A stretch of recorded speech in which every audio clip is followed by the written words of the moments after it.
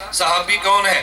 حالت ایمان میں پیغمبر کا ساتھ ملا ہو، یہ 1.25 لاکھ کو ملا ہے۔ اب ہم نے دیکھنا ہے پیغمبر کا ساتھ سب سے زیادہ کسے ملا ہے؟ جسے سب سے زیادہ ملا وہ صحابہ میں سب سے اعلیٰ ہے۔ وہ کون ہے؟ پیغمبر کی بیویاں نہیں، وہ پیغمبر کے کمرے کی ساتھی ہیں، پیغمبر کے سفر کی ساری ساتھی نہیں ہے۔ آپ کس کا نام لیں گے؟ علی المرتضیٰ کا۔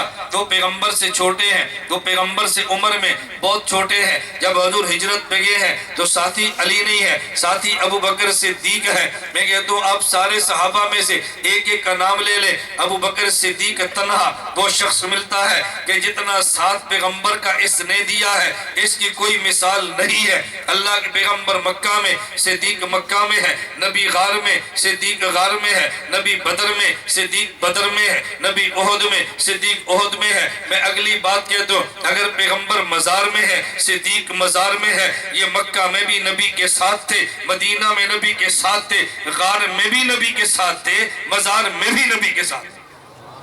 اتنا لمبا عرصہ تو کسی کو نہیں ملا، تو سب سے اعلیٰ پھر صدیق ہی ہوں گے۔ میں ایک نکتہ سنا کے بات ختم کرتا ہوں۔ جب غار میں گئے تو پہلے کون گیا؟ بتاؤ۔ میں نے کہا نا جب میں بلواؤں تو میں عقیدہ سمجھاتا ہوں۔ جب غار میں گئے تو پہلے کون گئے؟ اور جب مزار میں گئے تو پہلے کون گئے؟ وجہ غار میں صدیق پہلے ہیں اور مزار میں نبی پہلے گئے ہیں۔ اس کی وجہ ہمارا عقیدہ اسے نکلتا ہے۔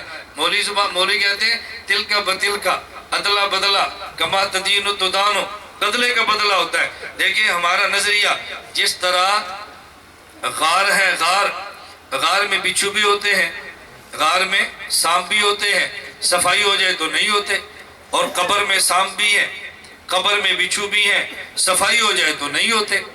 تو جب مسئلہ غار کا تھا صدیق نے کہا جی پہلے میں جاتا ہوں، پہلے میں جاتا ہوں، آپ کو غار میں کچھ نہ ہو۔ جب باری مزار کی ہے تو نبی فرمائے پہلے میں جاتا ہوں تاکہ یہاں تجھے کچھ نہ ہو۔ جب مسئلہ غار کا تھا حفاظت صدیق نے کی ہے، جب مسئلہ مزار کا ہے حفاظت نبی نے کی ہے۔